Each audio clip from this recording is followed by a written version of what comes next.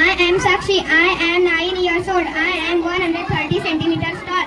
I am in standard 4. I have a red pen, 2 blue pencil and orange sharpener and a white eraser.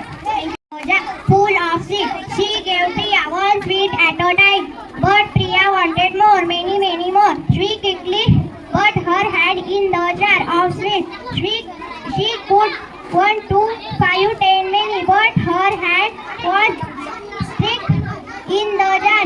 माझे नाव कृष्णा सुशील पांडवकर. मी इयत्ता 2री मध्ये शिकतो.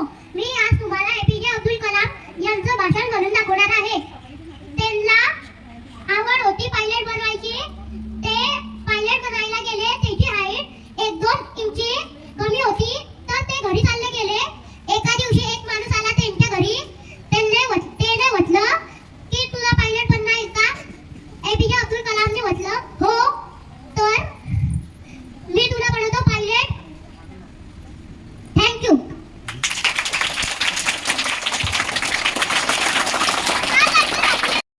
सर्वांना माझा नमस्कार. माझे नाव अनुश्री मनोज कोल्हे. मी इयत्ता 3री शिकते. मी आज तुम्हाला डॉक्टर एपीजे अब्दुल कलाम यांच्याविषयी भाषण म्हणून दाखवणार आहे. ते तुम्ही शांतचित्त ऐकावे ही माझी नम्र विनंती. स्वप्ने तीन असतात ती आपण झोपेत पाहतो.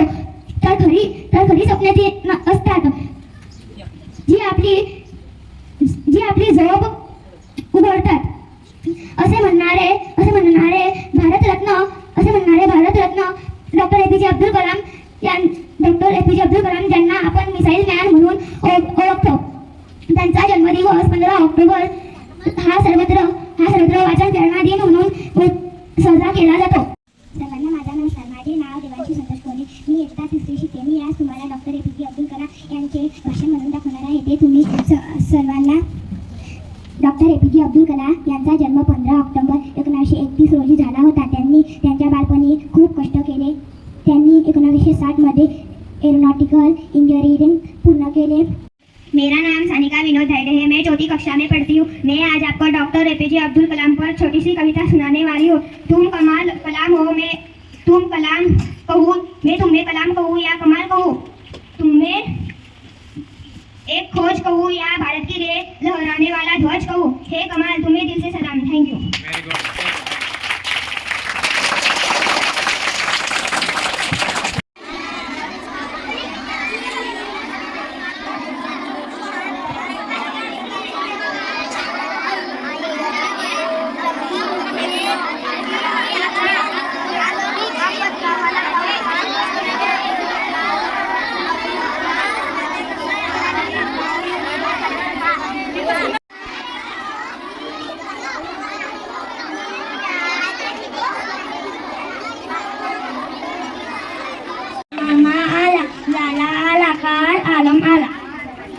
एक होती चिमणाताई. ती एका झाडावर बसली होती. तिला एका पानावर एक सुगंध दिसला.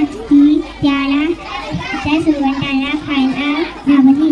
तर सुगंध म्हणाला, चिवताई मला खाऊ नकोस. नारळातलं पाणी खाली सांडलं तर काही आई तुला विचारते काही धावून नदी कधी मदत कशी नाही. आई ताप आला असता हाताला अंग गरम लागलं की ताप आला असं आपण म्हणतो. ताप चढताना उडुडी भरते, थंडी वाजते, अंग गरम झालं असं वाटतं. ताप हा रोग नाही. ताप हे अनेक रोगांचं लक्षण आहे.